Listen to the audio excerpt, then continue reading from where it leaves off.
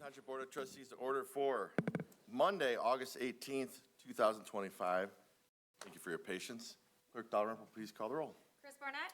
Here. Julia Dalrymple here. Matt Pfeiffer. Here. Mike Flood. Here. Gary Hilgendorf. Here. John Carson is absent with notice, and Jack Lovett. Here. We have a quorum.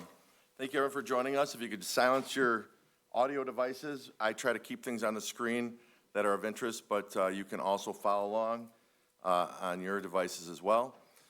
We like to start these meetings with the invocation and pledge and good news. So we're going to do all three of those right now. Our invocation time will be led by Trustee Lovett and the pledge by everyone. So please stand and remain standing. Heavenly Father, we pause to recognize the many ways you bless our community. Thank you for the safety of our families, the beauty of our surroundings, and the spirit of service that draws us together. We are grateful for those who give their time to protect, to guide, and to care for others. We thank you for the freedoms we enjoy and the opportunities we have to make this township a place of hope and belonging. Keep us mindful of your provision and help us carry forward an attitude of thankfulness in all that we do. Amen. Amen. Amen. I pledge allegiance to the flag of the United States of America and to the republic for which it stands, one nation, under God, indivisible, with liberty and justice for all. You may be seated. Chief, would you please join us at the podium?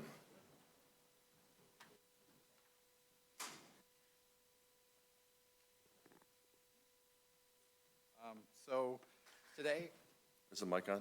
Yeah. Okay, thanks. today I'm here to celebrate the promotion of one of our firefighters to lieutenant. So we're going to do a badge pinning for one of our firefighters. I'm a little bit of a history buff when it comes to some of this stuff. So the badge is something that we adorn both on our chest, over our heart, and on our helmet. It is something that shows the pride and dedication, the commitment, and dedication to service that we have. And the pinning ceremony is one of the ways that we celebrate those. So going into a little bit more, what we're doing today is promoting somebody into the rank of lieutenant. So in the fire service, we talk about it being, they're getting their first bugle. The bugle in the fire service goes back to the time before we had radios. They would have a speaking trumpet, or what was affectionately known as a bugle, that would hang around their neck, so that when they were calling out orders, they could raise the speaking trumpet, much like a megaphone, and be heard. As we evolved and technology came and we got radios, we went away from the speaking trumpets, but in order to honor that tradition, it's something that now officers wear upon themselves as an emblem of their rank. Much like you'll see the firefighters have a scramble in theirs, and that shows the dedication to service and preparedness that they do. So without further ado, Joe, if we can bring you up with Family. Michelle and your father. So Joe, let me be the first to congratulate you on earning your lieutenant badge.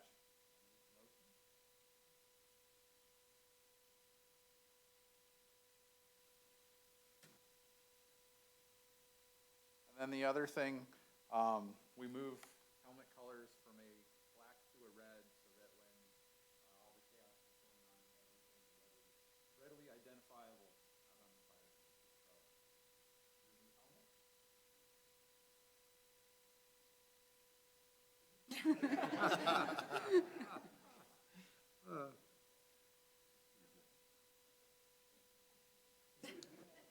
The super small, but it'll. Don't act like you haven't pounded him on the head before, Dad.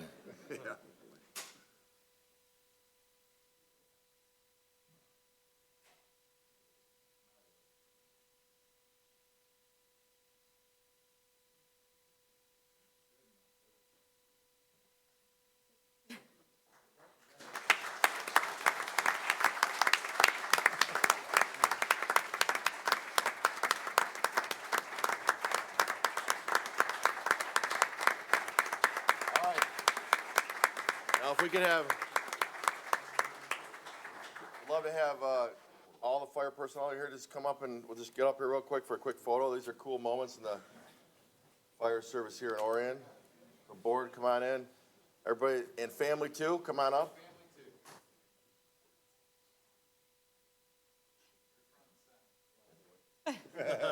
Joe, congrats. That's Joe. All right, everybody squeeze in tight, squeeze in tight. 2 rows, like. Your family, get tight. Yeah.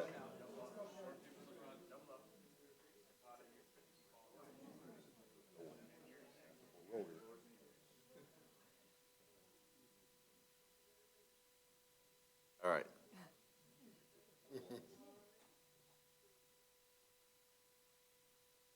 All right. Yeah, that's good.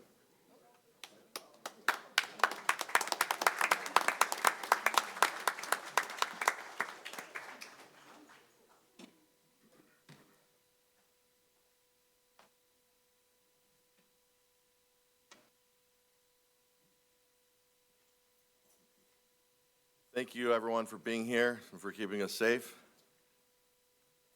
All right. Next item on tonight's agenda is a public hearing. This is a public hearing on our proposed role for the Paint Creek Ridge Stormwater System Maintenance Special Assessment District Number 1. Those of you that are here tonight, you have the opportunity to address the board on this proposed special assessment district. This is for stormwater maintenance. There's been a lot of discussion. We had an informal meeting here a couple months ago to explain to the residents, a few months ago now, the need and the issue. And just a quick note, the special assessment district is the funding tool.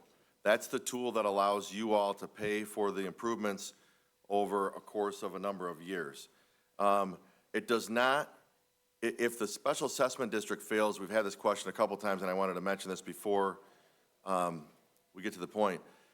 It's just the funding tool. It's the mechanism that, again, lets you pay for it over time if you so choose. If you want to pay for the improvements up front, you can. It does not mean if the special assessment district fails that we will not be doing the improvements. We've identified that the improvements are needed. They are threatening the health, safety, and welfare of some of the residents in the neighborhood. The pond has been determined to be non-functioning and the drainage system. So if this fails, the township could and probably will, through our ordinances, make the fixes and add it to the tax bills. That's what our ordinance says. If we do it that way, it's on your tax bill for 1 year. It's not a threat, I just want to explain it very clearly. If we do it through the special assessment, you can pay for it if you so choose over the course of a number of years. So just wanted to address that as we opened up the public hearing because that question has come in a couple times over the last few days. So now, with no further ado, I will open up the podium if you're here to give comments on the proposed special assessment for the drainage improvements out at Paint Creek Ridge. So if you're here, if you could come to the podium, state your name and address for the record, and give us your comments. We would love that. Anyone want to give a comment at this time?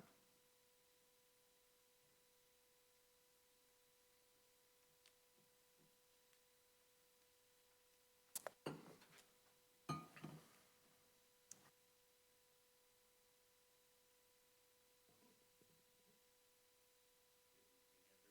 you hear me? Yes, thank you. Good. Mark Schrauben, my wife's not here tonight, Susan, 901 Ridgeview Circle. And it's actually a follow-up to written documentation that I had provided about a week and a half ago, and you had responded. There was one of the responses that I just had a follow-up question to, if that's okay. Yeah, and just so everyone's aware, because I know not lots of folks don't come to this, we'll take all the comments now. We won't have a back and forth, but if there's questions, I'll write them down, and whether I answer them, or engineer, or attorney, we will try to make sure we answer all the questions. So, thank you. These were submitted and you responded already. Okay, perfect. My comment was, the village and cemetery may not derive any benefit from the quote-unquote project, but haven't township engineering studies somewhat proven that they contributed to the issue being addressed? When does the village ever have to participate post-project if indeed they are contributing to the issue? What recourse, if any, do the PCR homeowners have on this? And the response was, the township determined that portions of the cemetery drain to the PCR subdivision detention pond with evidence that sediments from the cemetery contribute to the pond. Post-project, there are enforcement actions that the township and the PCR homeowners can take if the village violates Part 91 of PA 451. My question is, how and what is the mechanism for that to happen? Got it. Okay? And then it says, please note that the village declined to participate 6% in the project cost, roughly $30,000. They did, however, agree to participate by allowing temporary construction access through the cemetery, saving the project $100,000. I guess the comment is, while I acknowledge the $100,000 because that was part of the study if they had to come in with low or smaller equipment as opposed to going through the cemetery, the village isn't actually remunerating the $100,000. They're just allowing access to something that's already in place, correct? I'll answer all the questions at once, but yes, understand your questions. Thank So you. you've already had this documented, so I don't Yeah. need to leave it, or? You don't need to. We have it. Thank you. Any other public comment at this time? And it might seem a little clunky, but I will take all those all night long. We'll take the notes, and then once we close the public comment, we'll try to answer the questions. That's how it works. Hello, Robert Fontana, 968 Mountainside Drive. Excuse me. I'm sorry if I'm asking you to repeat some answers, but was that retention pond there before the subdivision? Or was that added in when the subdivision came in? And secondly, what percent of all the household residents in Paint Creek Ridge, what percentage are we paying to have this done, and what percentage is the cemetery, since we're a part of this also? Thank you. And I guess the last question, how did somebody come up with $2,100 per household? Thank you. Any other public comment at this time, or questions that we will answer once we close the public hearing?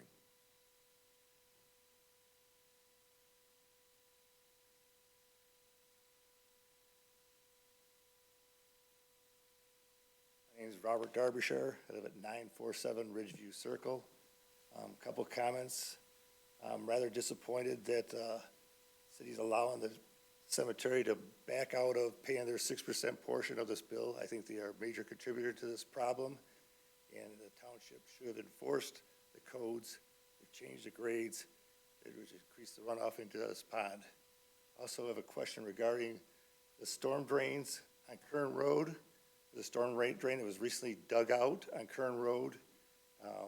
It's now been about 3 weeks, and the drain is now filling up with more sediment. I don't know if that storm drain feeds into our drains and is also contributing to this problem. So I'd like the township to investigate if the drains are tied to our subdivision drains. Got it. Thank you.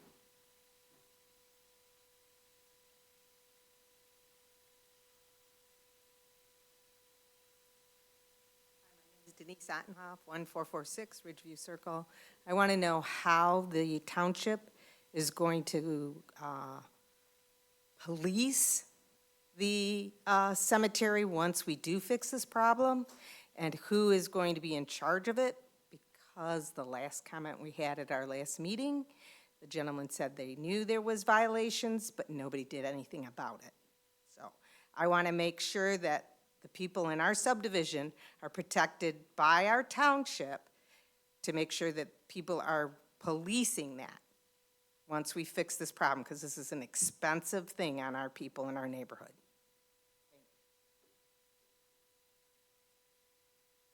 Thank you. Anyone else? Okay, so this item is scheduled for action as our second item. And I think I'm going to ask our board if we can make that the first item when we approve the agenda, since a lot of the folks are here for this item tonight. So we will answer those questions. We'll close the public hearing. We'll give an opportunity, again, if we don't answer the questions, and it might look like it's way down the list, but the other items will move along pretty quickly. So we'll close the public hearing now at 7:18, declare that it was held, and we will get those questions answered very shortly, I promise. Next item of business tonight is, we have 3 proclamations. I'm not going to read them. They're on our website. It's normal for the township board and other townships and cities and counties to adopt proclamations about things that are important to us and align with our values and mission.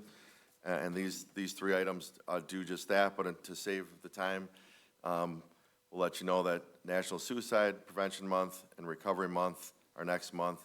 And then Patriot Week is a very important holiday in our country, starting on 9/11 and going through that entire week, and lots of historical items that have happened that week. But those items you can read on our website. We'll move along now to approval of bills. On page 11 up here for us, I'd entertain a motion from my colleagues to approve the bills. Is there a motion? I'll make a motion to approve the board bills and payroll as presented at $2,616,115.18. Support. Moved by Clerk Dalrymple, supported by Trustee Hilgendorf. Any comments or questions from board members? Any public comment on the bills? Do a roll call vote, please. Dalrymple, yes. Pfeiffer. Yes. Flood. Yes. Hilgendorf. Yes. Lovett. Yes. Barnett. Yes. The bills are paid. That brings us to public comment on non-agenda items. So if you hear about something that's not on tonight's agenda, this is a chance for you to chat with us. We'll give you a chance later as well. Anybody here for non-agenda items? We'll move on to approval of agenda, and if everyone's generally agreeable, I would ask that we just switch the order of 10 to have Paint Creek Ridge SAD go item A, and then Eastport Village item B. And then I think, Mr. Pfeiffer, you had an addition? Yes, I would like to support the change from, of A and B and add as item I, the certification of our investment policy. Any other changes from board members or a motion to approve as amended? I'll make a motion to approve as amended. Support. Okay, it's moved by Lovett, supported by Flood. All in favor, say aye. Aye. Anyone opposed? That's our plan for the evening. Next item on tonight's agenda is our consent agenda. All these items will be approved with one vote. Matt, you added your item to consent, right? That's I. Yeah, item I. Investment. My pen's not working as fast as we are. Okay. So tonight, these items will all be voted on with one vote. If you're here to talk to us about any of these items, if you could come to the podium now, I'll read them. We'll be approving 2 sets of minutes. We'll be setting our public hearing on the proposed role for the Lake Orion Canals. SAD number 4, canceling our September 2nd meeting, approving the start of the township stormwater improvement projects and the scope of work, approving the Clinton Oakland Sewage Disposal System Chapter 11 conversion petition, approving a solicitation request from Roof Shampoo, Michigan, and approving the treasurer's department purchase of the automated mailing solution, which it's a planned purchase. And then lastly, receiving and filing the approved investment policy update that we just added. Is there a motion to approve tonight's consent agenda? Supervisor, I move to approve the consent agenda I support with comment. as was amended. So moved by Flood, supported by Pfeiffer. Go ahead with your comments, Mr. Pfeiffer. So what I added, I received today, which is something that my team and I have been working on early in the year as one of our Treasury agenda items. And that was to gain certification of our investment policy. So after working with my team and rewriting the investment policy in a way that qualifies it for national certification, we received notice today that the Association of Public Treasurers of the United States and Canada has approved our investment policy and certified it as such, and there'll be a press release out, but just wanted to let the board know and the community that our policy is sound and has been reviewed by this association, which is the highest ranking we can get for an investment policy in Michigan. Wonderful. Thank you for that. Is there anyone here that wants to give comment on any of these items before we vote on them? I'll just note, if anyone's coming up, come now. But the one thing other thing I wanted to note was the stormwater improvement projects. This was a FEMA grant that we received from Congresswoman McLean from EPA Community Grant. And this is allowing us to look at some long-standing drainage issues. Unfortunately, we can't use it in a subdivision for those of you here with Paint Creek Ridge Estates. But we are really excited about this, and there were some questions about the scope of work, and really this, if you recall, we received a grant to study Buckhorn Lake and this other area that's been a longstanding issue, and now this is the next step. Jim, do you want to just give us, the board, a little high level of what we're doing here tonight on this item? Sure, Jim Stevens. As Mr. Supervisor had mentioned, we received a EPA grant for a project as part of the GM plant investment, and that project no longer was necessary or needed, and GM was handling that internal. So we were able to apply for a correction with the EPA to reallocate those funds for township-wide stormwater improvement. So we've looked at prioritized 2 projects, the Buckhorn Lake outlet, and then essentially some county drain improvements near the Buckner, Orion Oaks Park area. That's been a long-standing concern. So the process is a long process. EPA grant, it's cumbersome from a administrative standpoint, and certainly the 2 projects are in their infancy stage, so there'll be a lot of public outreach and involvement, and then a lot of permitting process through the various entities, the state, Oakland County, MDOT, RCOC. So it's a heavy lift ahead, but we're excited that we were able to, find funding essentially for longstanding projects that frankly have been around for a long, long time. So very, very neat that this funding has become available, and we can try to move forward with these projects. Great. Any comments or questions from board members on that? The only thing I would just want to add is this is really, really good news. If you've lived here for long and you've driven by Buckhorn Lake, which is at the corner, the northwest corner of Clarkson and Lapeer Road, there was a while there where the road commission would just not even put the signs away. They just put the water over road signs, drag them out of the road for a couple of days, and then put them back. And then when we had that huge storm that affected many of you in this room from Paint Creek Ridge, that also, if you recall, we had one of the southbound travel lanes of Lapeer Road closed for a few days. We had to actually pump that lake down. We had to get permission to pump the water from the lake into the sanitary sewer, which is not what you normally do. So when we found out that GM was, we received this grant as part of the GM project, we found out they were taking care of this aspect of their project. We were able to redirect these funds, which is rare to be able to do with federal dollars. So a lot of word soup there, but this is $1 million that is going to go toward community drainage improvements that are much needed. So I want to thank the team at OHM and the residents, and there will be, if those of you are here about this or you're watching from home or watching this meeting at a later date, this is just the first step to start the actual design, to go out for bids, and we will be interacting with the residents. We took a lot of feedback from the folks that live on Buckhorn Lake when we got the first FEMA grant to do the study, because folks were worried about us lowering the lake too much or keeping it too high and ultimately damaging their property values, and that is certainly not our intent. So a lot there, but want to just put that on the record. More to come on this issue, and there will be direct reach outs to the residents in that area as we get closer. So with that, I had nothing else. Were there any other comments from yes? Go to the peddler's website really fast. While we have some extra friends in the room this evening, and there was another peddler solicitor license that was done, we wanted to take the time to show you, because it's still the summer months and people are outside. If you go out to the website and you go to the clerk's office, you will find a website that then has every peddler and solicitor that is supported here. So when you click on that page and you scroll down a little bit, the first thing at the top is you'll see the phone number for the non-emergency dispatch number. That could be called at any point. If you have someone who's knocking on your door that doesn't have the correct identification, that's the number that you would call. But if you click on any of these companies that are currently approved in our community, you can see their picture, you can see about them. They will have a laminated badge on them and then a lanyard. So if someone comes to your door and they are not who they say they are, you are more than welcome to please call that phone number, and we will be able to help out with that. We will politely escort them out of the township. This is a great tool, and thanks to our clerk for adding this.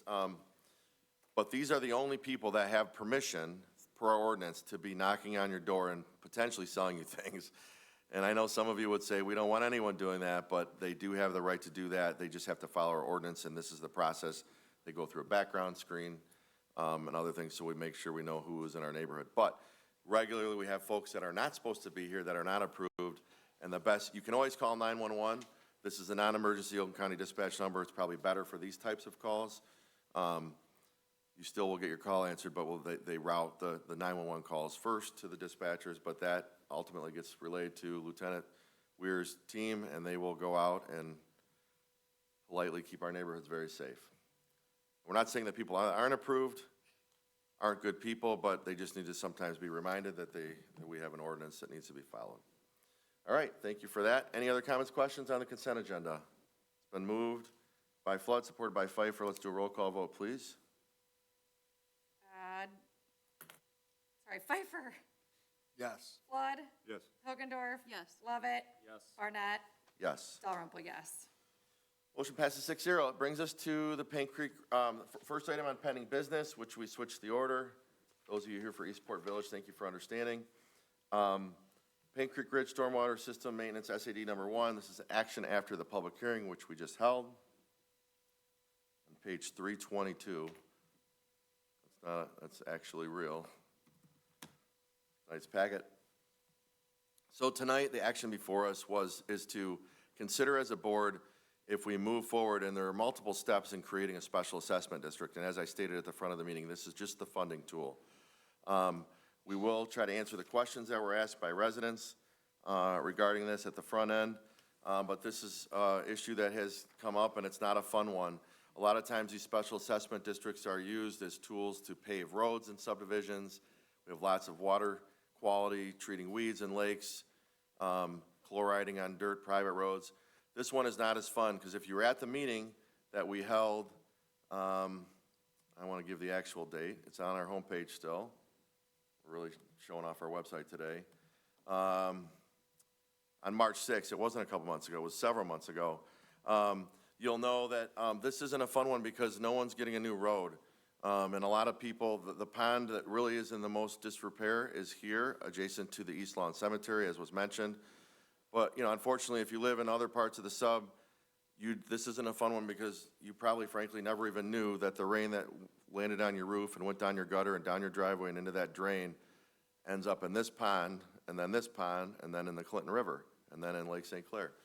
However, this has been a huge issue in the township over the last 10 years, and we've tried really hard to educate homeowners associations because many folks think it's the township's responsibility or the road commission for Oakland County or the water resource commission, formerly the drain commission for Oakland County, and unfortunately, these are generally private responsibility of the subdivisions. The challenge we have is if you do maintenance every year, a couple $1,000s to keep them clean and working and keep the debris out, they work. If you don't do anything and 20 and 30 years go by, as is the case in your situation, but many others. I had lunch with 15 of the 21 township supervisors of Oakland County today, and all of us are facing these same issues with subs that were built in the 80s and 90s that, frankly, we have volunteer HOA boards, so we need to do a better job as a township, and we've been working on that to try to educate neighborhoods that this is a responsibility of you. No one's gonna save the day, but that's why we're here tonight, to talk about this. I guess the good news, if there is any, when we did I don't want to get anybody motion sick, but I'll scroll through. When we did the estimate back in March, we didn't know. We were guessing it might be, the order of magnitude would maybe between $500,000 and $1 million to fix this problem. And you can see here the cost largely depends on the site access, because if they have to access the pond to clean it out, and basically the work that they're going to be doing is clearing the debris out of the pond and excavating lots of silt that had been piling in there for 30 years.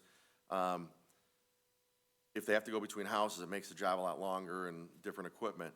So now the good news is we have hard numbers, and that $500,000 to $1 million went to, Jim, I don't have it right in front of me because I don't want to scroll, is roughly what? It's like 467. 467. So, and at the time, to address basically most of the questions that came up today in the room, the participation of East Lawn Cemetery, which is also a unique entity because it is wholly in the township border, but owned by the Village of Lake Orion and operated by the Village of Lake Orion. So those of you that were here at the meeting in March in this room, we had a great informational meeting. Again, it wasn't fun, but we heard at the time, based on our engineer's estimates, that we think about 6% of that drainage that goes into that pond comes from East Lawn Cemetery. So fast forward, and you're right, I think someone mentioned it, the village manager was here, the village DPW director was here, and they stated, we're gonna participate if that's part of our problem.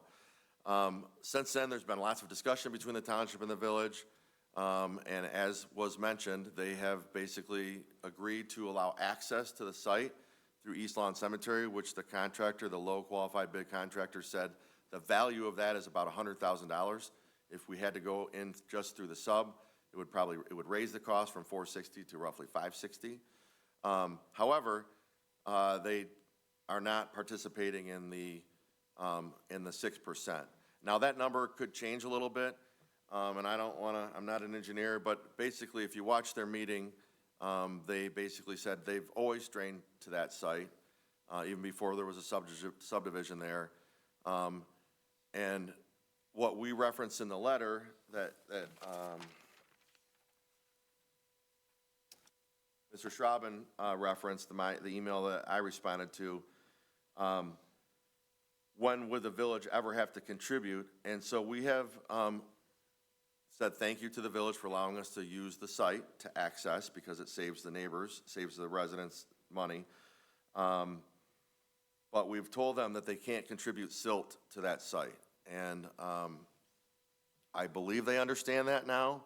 There are measures in place, but that ordinance, or Part 91 of PA 451, it's a state law, is what we would use to enforce with the village. And we have told them, even as recent as a month ago, they were here for a meeting about this topic, that they can't, yes, water can run into that storm basin, but they can't have silt and other things run in there. And residents, many of you in this room maybe, have sent us videos and things during rain events.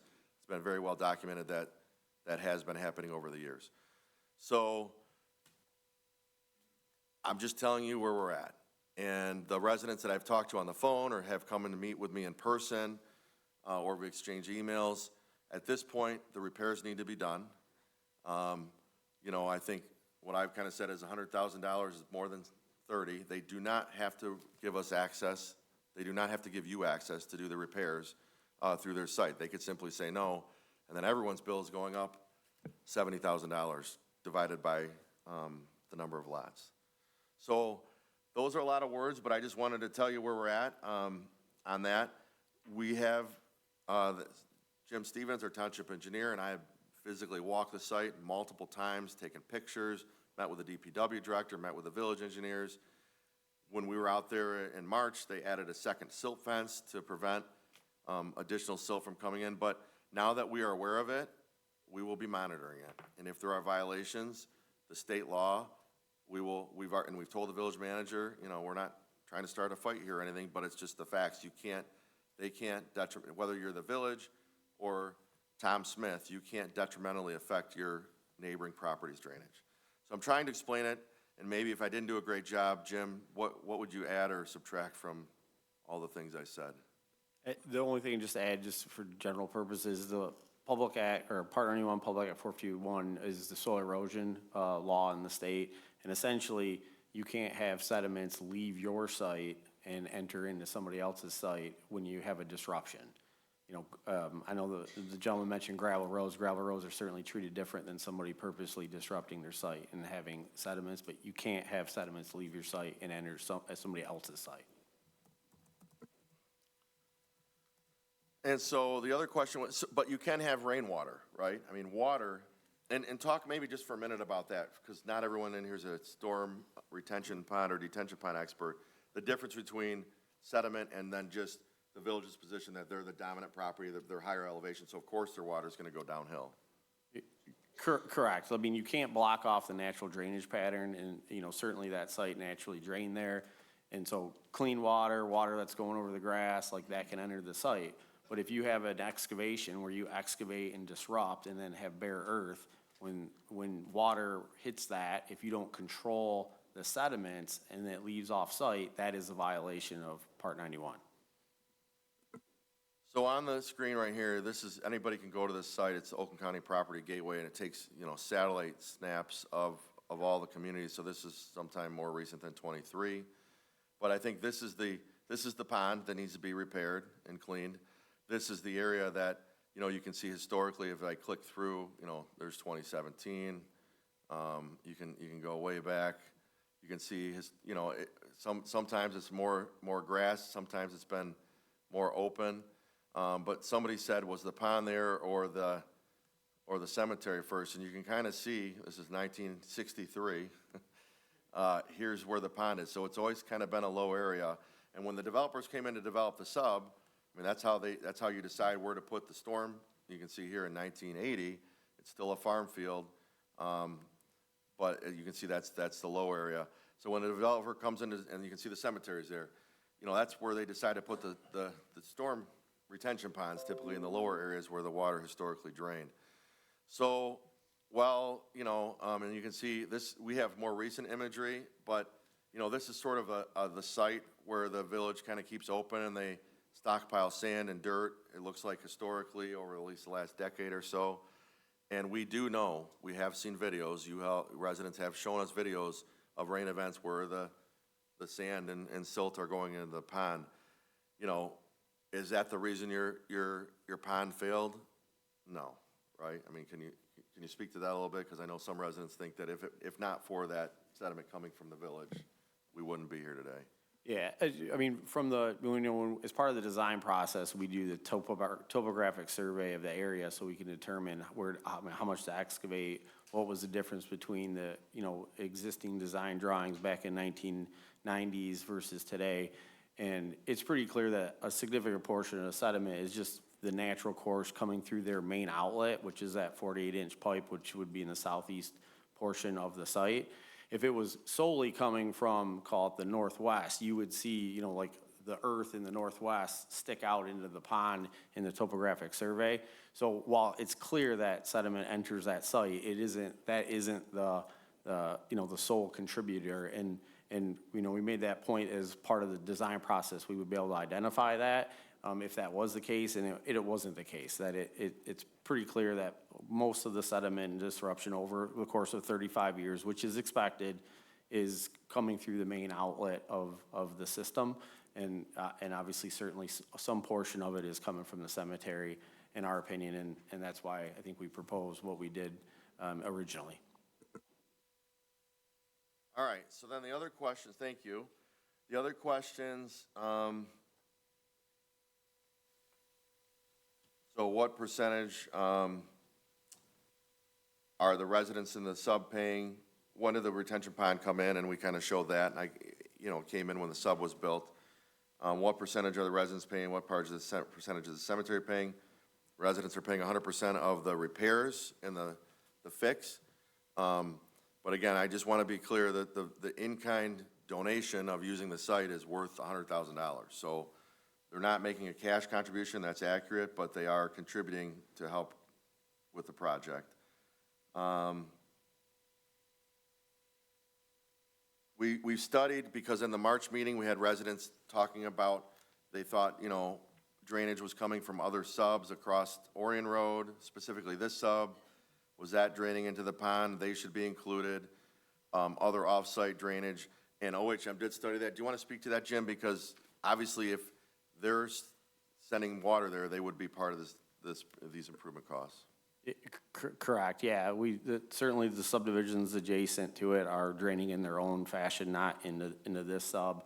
I heard the gentleman talk about some road commission ditching. We can investigate that, but I do know that at the entrance to Kern Road, the subdivision was designed to accept a certain amount of water from Kern, which, of course, it's gravel, it's gonna have sediment, and that's just the natural lay of how that system has worked from, when the subdivision got built. So if there's something addition, we certainly can investigate that and talk to the road commission if they're adding something that isn't supposed to go there. But through the design process, we determine the district and who goes where, and it's pretty clear that the subdivision in the system there isn't anything in addition to what was planned. And then I think the last question I took here, and then I'll turn it to the clerk to see if we got any written comments, but how will we police going forward? I mean, one of the things that Mr. Stevens mentioned, and it's of note, I mean, you folks that live there know, but it might not seem like a lot, but every time a car comes in off of Kern Road, which is obviously a dirt road, or any of the roads, you know, and it rains, a little bit of that sediment, you know, goes into the, and eventually over 30 years, it builds up. You can see here, this is a different map program we use, but you can see this is April 17th this year imagery. You can see, this is right after we went out there, and you can see this black line here is this new silt fence. There was a previous silt fence that was further down. But how will we police it?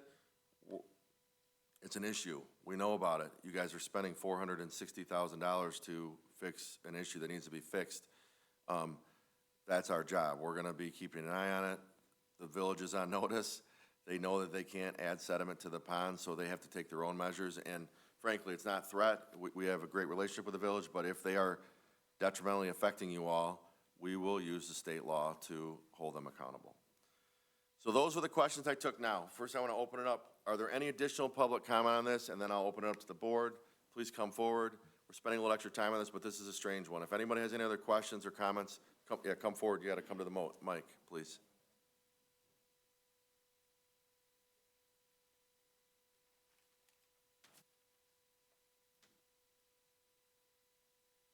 Robert Derbyshire, 947 Ridgeview Circle. Just one other comment regarding the silt fence that's there. I believe, and it's obvious, that the silt fence is insufficient to retain the sediment. The new fence that was up there, we went after the last meeting and looked at it, I personally looked at it myself with some other residents, and you can still see the sediment still running underneath the fence. Significant sediment running underneath the new fence. I think they need a better protective or better barrier to stop the runoff. I understand you gotta let the water flow, but it's not stopping sediment. So whatever is being done, you know, we're spending a lot of money to fix this problem. And I still contend that a majority of the sediment is coming from that dirt pile. They have an 8-foot dirt pile, and pictures I've sent before to this board show huge ruts of sediment running that way. So whatever they do needs to be improved. That cloth fence is insignificant. It does not, that's a temporary fix that's used for new construction. It's not a permanent matter to address it. Yeah. We understood. I mean, we didn't know a lot about this 6 months ago, but we have spent dozens and dozens of hours out there studying this, and we will, that's our job. Our job is to protect your investment, so that's. And the cemetery, the property belongs to the township. You know, so why is the cemetery saying they're so grateful to allow us access to township property? Yes, they manage the property, but it's township property. So they're not being real generous, because we're letting them, you know, lease or whatever the agreement they have to have that property. So they're not really being real generous here. They're a separate body. They talked about this in their meeting. You can watch the meeting back when the village manager presented this to the council. I'll just tell you, we were pushing for them to contribute the 6%, and they said no. So I can't speak for them, and I'm not trying to start a battle. In the short term, it needs to be fixed. I mean, they went out, OHM, went out and did all the surveys, you know, from the topography, from what was approved to what's there now. Yes, it's a little bit higher on that side, but I mean, most of it is coming from the pipe, right, Jim, from the sub. Most of the sediment buildup is coming from the subdivision. That's what the evidence from the topo shows, yes. They've actually changed the topo of that area there too. They've been building up that land gradually. One of the residents in the prior meeting said that he backs up right to it. He can no longer see into the cemetery. It's raised property. So they've changed the topo there, which is also a code violation. You cannot change topo to increase runoff.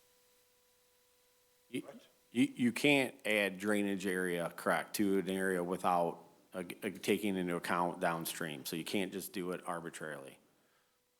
They're also storing snow and other stuff, which also contributes to more runoff.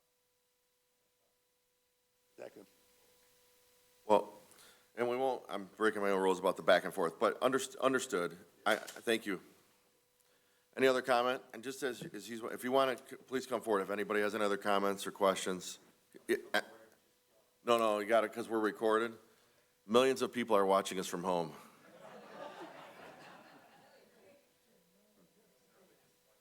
Mark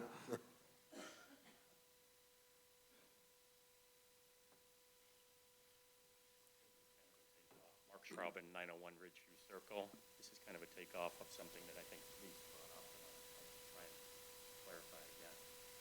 Is the construction company that's doing the project work also qualified to provide recommendations to the homeowners association presidents as to what should we be doing from a best practices perspective going forward to prevent this from happening again? I.e., Yeah. 5 years from now, should we be treating it every 5 years, every 10 years, every 6 years? What practices should we be following? Thank you. Any other comments at this time, and then we'll try to take them all at once. Please come forward. If anybody else, just come on, you can form a little line if you want. Curiosity question on my part, Robert Fontana, 968 Mountainside Drive.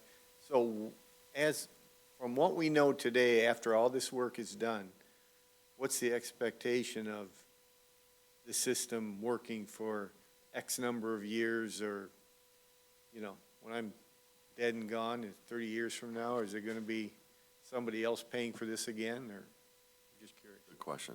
Any other comments? Okay, we'll close the comment. So, do you wanna speak to those couple things there, Jim, please? Yeah, so the answer from the contractor, the answer is yes. The contractor that was low bid, fortunately for us and you guys, is that they do a lot of pond maintenance around southeast Michigan and a lot of pond clean out. So certainly from a ongoing maintenance standpoint, they can provide recommendations for the township and for you guys in terms of ongoing maintenance. So that was that one. And I think the second one, Just, what's the life expectancy of this $468,000 fix? well, just like anything, ongoing maintenance is important, making sure like when leaves fall or branches fall, they don't block up the outlet, the end sections and that sort of thing, so they stay free. But, with ongoing maintenance, hopefully it's gonna last longer than our lifetimes. The pipe life is usually 50 to 75 plus years, and obviously the pond clean out is just a matter of, trying the best to prevent sediments from getting in there, and when they do get in there, to clean it up when you can use small equipment and it's not such a large project, which obviously will reduce cost by doing that ongoing maintenance. Yeah, so that's the answer. On October 9th, you're the first to hear, we're gonna have a homeowners association forum in this room, and we do this every year, at least for the last, I think we started these 7 or 8 years ago, because the unsung heroes in this community are anyone that's on a homeowners association board. Because usually you were voluntold by your spouse usually that you're gonna go to the meeting and represent us and raise your hand if they need help. And I joke because that's why I'm sitting here today. I accidentally went to a homeowners association meeting, left as the vice president, and next thing you know, here I am. So be careful. But we had the same problem in our sub 13, 14 years ago, and our sub was built in right around the 2000, 1998 to 2000, so it was a lot newer. But it's just like anything else. It's sort of out of sight, out of mind. Unless you live by it or you understand how they work, you don't really think about it. But just, I don't know, when were we out? Last Thursday or Wednesday or Thursday, the chief and I were out in a tech park, industrial park here, looking at a couple issues, and they have the exact same problem. They have a pond with a tree by the outlet that's about this big around and about 20 feet tall, and it's not on the landscape plan. It's just because that's where things are fertile and they grow, where the water comes in. Well, that creates a block. So that tree, now that tree, you have to cut it down, and maybe that tree has now lifted the pipe from the elevation that it was supposed to be at because it's been growing for 20 years, just like you see the sidewalks heave and things. But if you go in there with a small piece of equipment every couple of years for $1,000 or $2,000, you probably can be good until the pipes stop working, I mean, these ponds can last 100 years. But if you don't do anything for them for 30 years, and it's no one's fault because you just don't know, but we are hammering this in our HOA meetings, like no one's coming to the rescue, as you unfortunately all know. This is something that, you know, with the number of homes you have in your HOA, an extra $20 a year or so probably is enough that you can build a couple $1,000s a year just to do the regular maintenance so that you never have to spend $460,000. So, hopefully that answers the question. It doesn't make it fun for you all, but unfortunately, you're not alone. We have probably 5 or 6 of these that are maybe not quite as bad as you, but that we have to intervene. But our commitment will be to work with the village to make sure they clearly understand.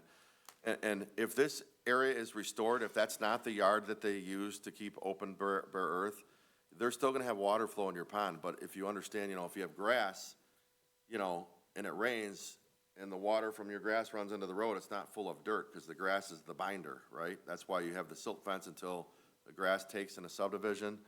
If this area is ever restored, and maybe the village will potentially move that to a different site if this is really a big problem.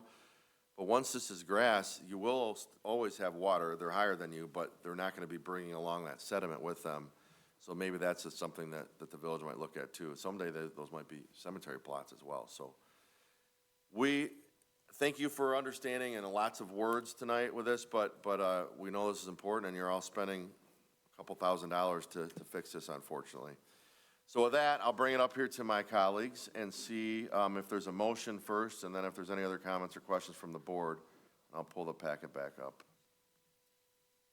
I move to adopt the resolution confirming the special assessment role for the Paint Creek Ridge Stormwater System Maintenance SAD 1. Support. It's moved by Dalrymple, supported by Pfeiffer. Any comments or questions from the board? No, I mean, I was at the meeting, you know, back in March, and obviously, as Chris has very well explained, these are not fun. And in terms of the village, they are on notice. They definitely know that this is going to be watched, and I would say, you know, some of the videos that I saw were from some of you.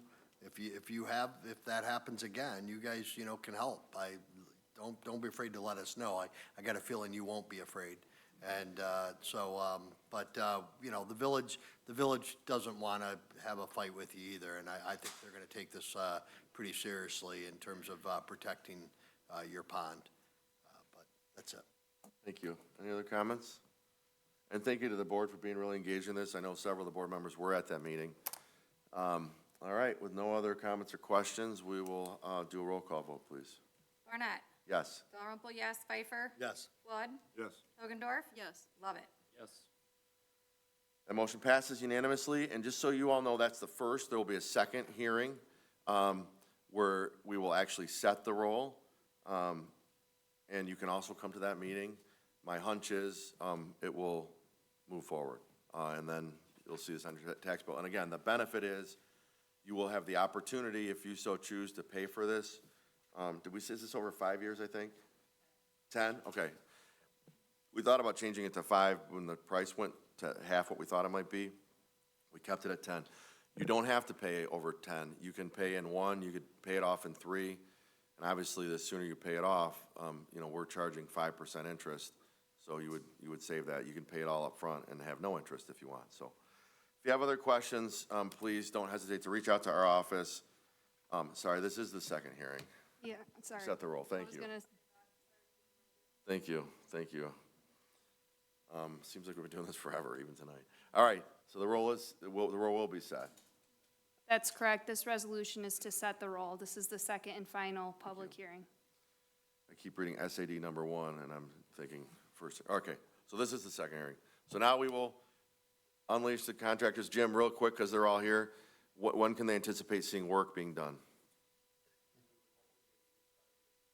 Sorry, we would hope that they would get started within 2 to 3 weeks. I mean, they have to, after tonight, they have to execute contracts, provide insurance, bonds, all those things. That usually takes a few weeks, and then hopefully they'll get mobilized. But per the contract, they need to be done, I think first week of November is essentially the project completion date. Okay, and you should have limited interruption in your neighborhood. We did complete and execute the interlocal government with the agreement with the village to allow the contractor to use the property, so that has been completed. So we've been talking about this since March, really October 2 years ago, so now hopefully you'll see some activity and some resolution. So thank you for your patience and understanding. I'm sorry we're not paving your road at the same time, unfortunately. All right, thank you all. Next item on tonight's agenda, we did the switch up because I think a lot of folks were here for that. So thank you to the applicants here on item original 10A, now 10B. PC 2527, the right page here. This is Eastport Village PUD Concept and Eligibility Plan. Tonight, the board's being requested to either, you're okay. Wait. To either concur with the unanimous recommendation of the Planning Commission or to do something different potentially if we so choose on the concept and eligibility plan for Eastport Village PUD. As some of you know, if you don't know, this is the commonly known as the Jacobson's property on Lapeer Road. They were in front of, we did a joint public hearing with the Planning Commission, Board of Trustees, and the Village of Lake Orion Planning Commission in June. And then the Planning Commission postponed the case that night as concerns from commissioners arose. The developer reappeared in front of our Planning Commission on August 6th. And there's a motion at that night to conditionally approve the concept and eligibility plan for a PUD at the site with some additional changes, including some additional public benefit. And so that's what we're here to talk about tonight. This is the first step from the Township Board's perspective. This would come back to us as a final PUD if we move this forward. I know Jack's our Planning Commission rep, but right now, first I'd entertain a motion, and then we can have discussion. Mr. Pfeiffer. Mr. Supervisor, the Charter Township of Orion Board of Trustees, having considered the PUD eligibility criteria of recognizable benefit, that the PUD will result in recognizable and substantial benefit both to the residents of the project and the overall quality of life in the township. Density impact, that the proposed type and density of use shall not result in an unreasonable increase in the need for or impact to public services, facilities, roads, and utilities in reaction to the use or uses otherwise permitted by the ordinance, and shall not place an unreasonable impact on the subject site and or surrounding land and or property owners and occupants and or the natural environment. Township Master Plan, that the proposed development is consistent with the intent and spirit of the Township Master Plan and further its implementation. Economic impact, that in relation to the existing zoning, the proposed development does not result in a material negative economic impact upon surrounding properties. Guaranteed open space, that the proposed development contains at least as much usable open space as would otherwise be required by the existing zoning. Unified control, that the proposed development is under single ownership and or control such that there is a single person or entity having proprietary responsibility for the full completion of the project. Move to approve PC 2527 Eastport Village Planned Unit Development PUD Concept and Eligibility Plan located at 571 South Lapeer Road, Sidwell numbers 0911-427-004, 0911-427-006, and 0911-427-007, and 545 South Broadway Street, Sidwell numbers 0911-427-016 and 0911-427-017, for plans date stamped received July 16th, 2025, for the reasons and with the conditions given by the Planning Commission in their motion to recommend the approval at their August 25th meeting, with one exception that I would ask that, based on comments from the engineers and MDOT, that we remove the restriction of parallel parking on the front of the multifamily unit for further consideration by our planning commission before bringing it back for final approval. Okay. It's been moved. Is there support? Support. Moved by Pfeiffer, supported by Lovett. The applicant is here. If we have questions, I don't know, I watched the planning commission meeting and deliberation on August 6th. So I guess first, we always open public comment. So we'll open up to public comment first, and we'll bring it up here to the board. Sorry. Any public comment on this item? Okay, we'll bring it up here to the board. Mr. Pfeiffer. The comment that I want to make is simply that in evaluating this project versus the zoning that was in place, I strongly believe and see the evidence that this is a much lower impact than what's possible on the site. And that is listed in the packet, all the different things that this could be.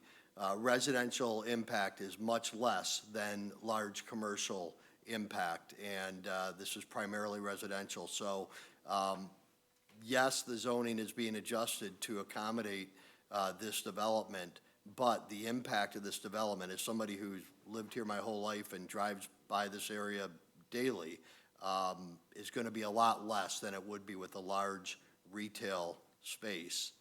And that's why I approve this and why I support it. Any other board comments?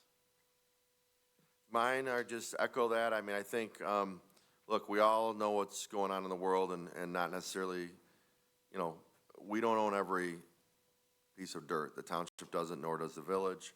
But I think what I really think is refreshing about this and this whole process is the comments that were received by the developer from the public, they took to heart, and we don't always see that here. They reduced density, added additional public benefit, support for the Veterans Memorial. You know, I've served on that board for 13 years. Support for the John Winter sub in the back to help address some drainage issues. Drainage is a huge issue township-wide. And then I would just state again, very publicly, we don't own the property. We've had other developers pitch us to do things way more dense than this, and they didn't get approved, I'll give you that, but this is, I think, a use that brings in some things that our residents have been asking for, with a market and the small retail and some housing that we don't really have right now, and any commercial use that the property, you could put on the property now. Don't just take my word for it, the traffic engineers would be a more intense traffic, more additional traffic than this proposed use. So I support it as well, and I want to thank the developer for listening to our residents and coming back with some thoughtful changes. And just a note on the parking, I know watching the meeting, one or more planning commission members were concerned about the parallel parking here. We just want to look at that. I agree with the motion to leave it in for now and see if we can understand the concerns and make sure it works. I mean, we hear very often that parking is a premium. And if MDOT's okay with it and our engineers are okay with it, I want to make sure we're not losing spots that we might need in the future. You know, especially for these townhomes here. If you have a guest, we have another townhome development just north of here. And I have friends that live there, and that parking in the front, that parallel parking is really important if you're going to go visit someone there. So I support leaving that in for now. And then there's a lot of work to do between now, the concept approval, if we vote in favor of this, and the final approval. And just ask the developer just to look at that and see if those safety concerns can be addressed, if there are safety concerns. All right. Going once, twice. One other. Yep. Yeah, I'm sorry, one other comment. Well, one of the things that I liked that was added, and again, I would encourage people to look at the packet, because there's a lot that goes into these. But something that I haven't seen a ton of, and I really think is a nice added bonus on top of the great community benefit items is the public space between the pickleball and the park. And I think that's a really cool addition that, in an area that it can be utilized by a lot of people. So I just want to again commend, the developer for coming back and really stepping up to add a lot of community benefit, that included over and above what you already mentioned. That's all I have. Did you want to give a comment? Please.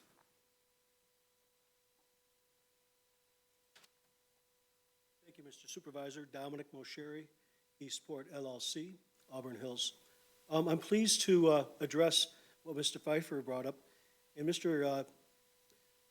The Planning Commission member, is it Coggins? Help me out here. Grossman. Gross, thank you, Mr. Gross. No, well, It was the Mr. parking was Walker, Mr. Walker Walker. and Gross. So It was nonetheless, Gross, sorry. we have. One of the Dons. We have a plan that we could show you where we made that a boulevard, removed the parking on the north and south side of Eastport Boulevard. Those parking spaces have all been supplanted and replaced. If you see lot number 28, if someone could move the stylus, we have adequate room to add parking there, and we had some more parking down by the park area. We do have that plan with us. We will make it part of the record, and we believe that's a better plan because we have not lost the parking. It's not directly in front of the live work, but it's adjacent to, and that's also a good location for what Mr. Gross was concerned regarding later on for a bus stop in the right location. So we have that plan that we could submit for the record. We don't mind if you made that a condition. So that way, it's in full support of what the Planning Commission had looked at, and there was that one concern. We believe we've mitigated that concern and made it the better plan. And now we have a boulevard island. It'll be more lovely coming down that boulevard where we have all those cars stacked up. We still have plenty of car stacking in our plan. It'll be reviewed by your engineer and your traffic consultants and MDOT. But we'll have a boulevard island, and we'll have more green and open space by removing all that sea of parking along the boulevard, which was now be a boulevard, which was just a road with, would be 1, 2, 3, 4 lanes of traffic into a private street. So if you'd like to see that, we have that. Nonetheless, thank you for your time, and we did take it to heart that we want to be a welcome part of the neighborhood. We're part of the neighborhood, and the concerns regarding transitional zones and buffering between the John Winters subdivision and directly the Converse subdivision in the village, and also the reduction of the building heights in the north and south property lines, that those will be single-story cottage homes. What could have been in the village where lots 1 through 7 are present, that could have been an 18-unit, 3-story building without any need for special land use in the village. I think we need to recognize this is a significant down zone to what could be. And we thank you for your time consideration and look forward to what we call a relatively attainable residential community in the township and the village. Thank you. Thank you. And I'll also note for the If you'd fire. like to see the plan, we do have that. Yeah, and we didn't know, and we didn't even let you talk, but thank you for saying that, and so Mr. Gross will be happy, and if I was just worried about losing some parking, and our concept PUD in Orion Township, we know is a bit of a heavier, we've been told, it's a little bit of a heavier lift than most other communities. We require a lot more up front. A lot of other communities, it's more just concept, and then that gives them the green light to go forward. We're more toward engineered plans, but that's good to hear, and thank you for taking those comments into consideration. And those are the types of tweaks that you can, make between concept and final for our board members and some of the new board members that don't require them to go back through the planning commission. If they come back and say now we have 11 more units, that would require them to go back. But all right, and then the one other thing I wanted to note, and I had it in my notes, was just that they added fire suppression to all the units. I believe, is that accurate? So originally, they weren't, there's ways around that, but thank you for doing that because that made our fire marshal and our first responders a lot happier as well. So I'll just say one last comment. I mean, I've been sitting in this seat for 13 years. It's refreshing to have people that want to invest in our community, but also listen. So thank you. because we've dealt with lots of people that don't want to listen, that want to threaten, and this collaborative approach is much appreciated, so thank you. Was been moved and supported by Pfeiffer and Lovett. Could we do a roll call vote, please? Pfeiffer. Yes. Flood. Yes. Hogendorf. Yes. Lovett. Yes. Barnett. Yes. Dalrymple, yes. Motion passes 6-0. Thank you. Thanks for being here, and thanks for letting us bump you a little bit. All right, next item on tonight's agenda is, the next two items are in relation to the Paint Creek Ridge Special Assessment District that I was telling you we have one more reading, but we don't. The first is the approval of an interfund loan. Request is to adopt the resolution approving interfund loan from the Water and Sewer Fund to the General Fund for the improvements. We talked internally, and we've talked with our legal counsel about funding this, and the 5% interest is greater interest than our water and sewer. While our treasurer's doing a great job with returns on our investments, this is a better investment, and it's sure to be paid. So that's what this item is. I'd entertain a motion at this time. Mr. Supervisor. Oh, and Mr. Bassigow is okay with it, our Director of Public Services? Yes, sir. Thank you. Mr. Flood? I move to adopt a resolution to approve interfund loan from Water and Sewer Fund to the General Fund for the Paint Creek Ridge Special Assessment District drainage improvement as presented, and authorize the township clerk to certify and file the same. Moved by Flood and supported by Hilgendorf. Any comments or questions from the public? Any comments or questions from the township board members? That cost will come in around $466, $282.20. Thank you. Just to reaffirm, yeah, when we discussed, right now, current market conditions are about 1% less than that, so it ends up being a good deal for the homeowners, because that's as low a rate as anybody can get on money right now, or lower than anybody can get. And the township and our great water and sewer department will make an extra, just our water and sewer department make an extra %. So it's a good financial move. And we anticipate, because I've had a lot of resident interest in this one, and some of them are still in the lobby. It's the loan amount is going to be probably significantly less. We anticipate many folks will, because the cost has come in less, will pay for it upfront because they don't want to pay the interest. But we certainly will have some folks taking advantage of the SAD finance loan. All right. Any other comments, questions? Let's do a roll call, please. Dalrymple, yes. Pfeiffer. Yes. Flood. Yes. Hogendorf. Yes. Lovett. Yes. Barnett. Yes. Motion passes 6-0. Okay, and item D is awarding that, or now that we've got the funding lined up and the roll's set, now we need to award the bid. The low qualified bidder was ML Chartier Excavating, Inc. OHM, thank you for your help in this entire process. Pretty straightforward. Entertain a motion. Move to award the bid for the Paint Creek Ridge Stormwater System Maintenance Special Assessment District Improvement Project to ML Chartier Excavating, Inc. in the amount not to exceed $343,462, and authorize the Budget and Procurement Director to make the necessary budget adjustments totaling $466,282.20, as authorized in the resolution to approve the interfund loan from Water and Sewer Fund to General Fund for Paint Creek Ridge Special Assessment District Drainage Improvement, adopted August 18th, 2025. Support. Okay. Comments? Questions? Public comment? Roll call vote, please. Pfeiffer. Yes. Flood. Yes. Hogendorf. Yes. Lovett. Yes. Barnett. Yes. Dalrymple, yes. Motion passes 6-0. Next are 3 reports. That completes our regular business. Our 3 reports tonight are our police and fire report. Is there a motion? All this is available on our website. Make a motion to receive and file. Support. Moved, Lovett, supported Hilgendorf. All in favor? Aye. Anyone opposed? Next is the planning and zoning report. Make a motion to receive and file the planning and zoning report, July 2025. Support. Ms. Gerling, you're here. Anything you want to point out to us? I just wanted to thank Lynn Harrison, who has taken on this responsibility and works diligently on it throughout the month to prepare it for the board. Agreed.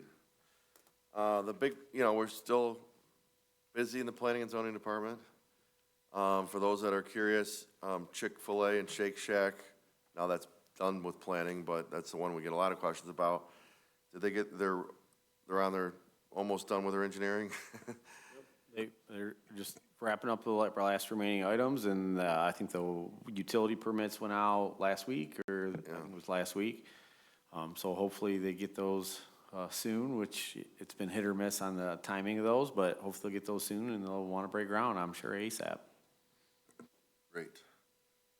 And then we're working with GM and their suppliers on all kinds of fun stuff, and the railroad, which we'll talk about in my comments in a few minutes. All right, all in favor of receiving and filing the planning and zoning report, say aye. Aye. Aye, anyone opposed? All right, last report tonight is the financial statements.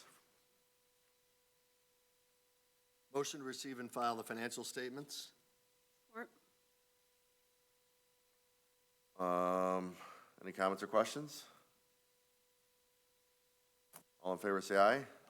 Aye. Anyone opposed? Motion carries. All right, that completes our business tonight. Next is public comment. Anyone want to address the board that hasn't or has about anything their heart desires? How about that? No one is rushing forward. We'll close the public comment and bring it up here to the board. Tonight, we will start with Ms. Hilgendorf. Since we are not having a meeting on the 2nd, I will go ahead and talk about a couple things I otherwise would have mentioned then, both occurring on September 13th on Saturday. There's a no-haz event put on by Oakland County. That's going to be from 8 a.m. to 1 p.m. at the Oakland County Service Center campus on Telegraph. So if you have any hazardous materials that you need to dispose of, you can register online and go there and dispose of them properly. Also on that day, here over at Wildwood, is going to be one of my favorite events of the year, Palooza. It's an event hosted by Daisy Project of Michigan, and it benefits kids of all abilities.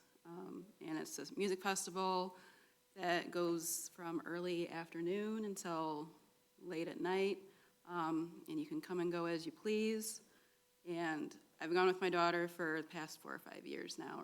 We're making it a tradition to get caricature drawings each year, and we're adding them to a wall. So there's lots of vendors there too, aside from the great music. So just come out there if you can, and go to lopalooza.org for more information and for tickets. Awesome, thank you. And I didn't have a slide for that, I'm sorry, but that is the great partnership and a great group, so thank you for bringing that up. Ms. Dalrymple. I have two things for you. Can you go to the clerk's website really fast? So now that it is currently still the summer and getting into the fall, people are looking to travel. So as a friendly reminder, you can come to the clerk's office to get your passport. It's a really simple system. You log into our website right here. You click on the date. You decide when it works for you to come in and to come and get one. And we do all of the paperwork for you here in-house. And the second thing to talk about is now that we are sure that we are having a November 4th election, you can also apply to be an election inspector. That information is also on our website, so if you go under election and voter information.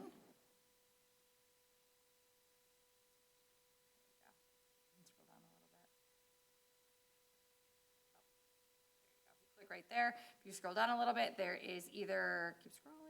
There is either a QR code or there is the link right there, which then sends you to a form that you can fill out if you are interested in being an election worker. So we will need a lot of those if anyone is interested.